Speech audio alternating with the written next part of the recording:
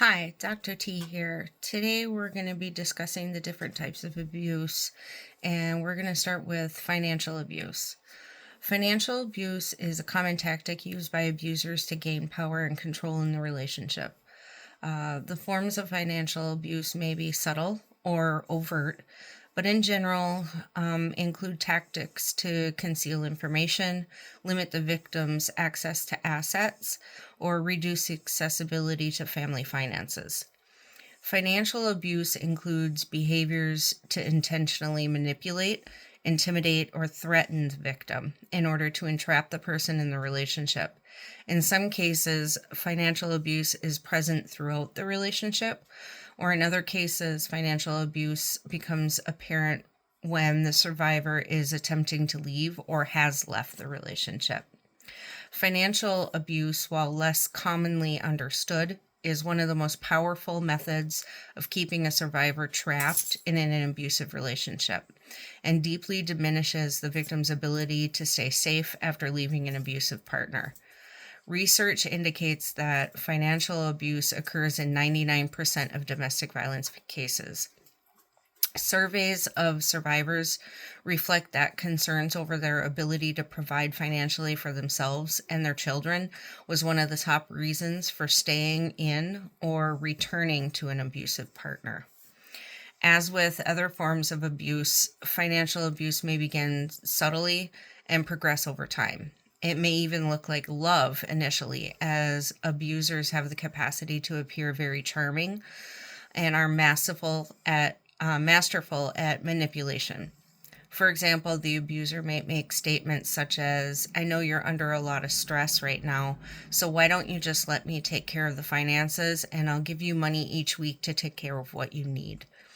Under these circumstances, the victim may believe that they should or can trust the partner they are in love with and may willingly give over control of the money and how it's spent. This scenario commonly leads to the abuser giving the victim less and less in allowance.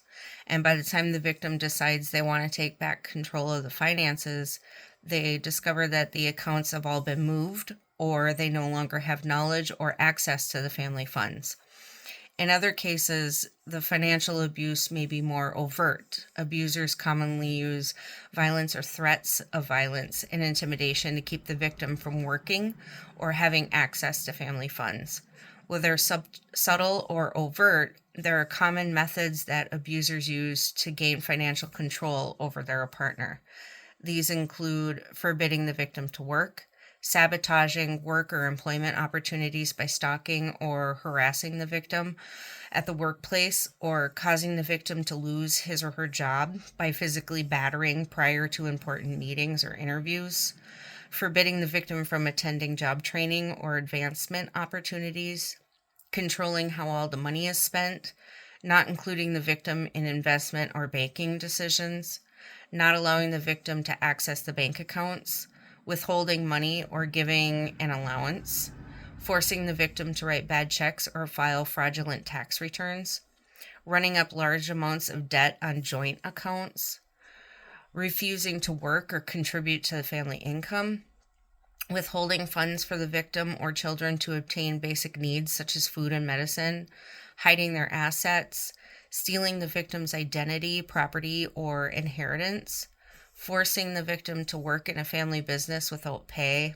refusing to pay bills or ruining the victim's credit score, forcing the victim to turn over public benefits or threatening to turn the victim in for cheating or misusing the benefits, filing false insurance claims, or refusing to pay or evading child support or manipulating the divorce process by drawing it out by hiding or not disclosing their assets.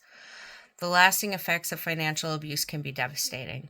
In short term, access to assets is imperative to staying safe. Without assets, survivors are often unable to obtain safe and affordable housing or the funds to provide for the family or themselves. With realistic fears of homelessness, it is a little wonder that survivors sometimes return to their abusive partner. For those who manage to escape the abuse and survive initially, they often face overwhelming odds in obtaining long-term security and safety. Ruined credit scores, sporadic employment histories, and legal issues caused by the abuse make it extremely difficult to gain independence, safety, and long term security.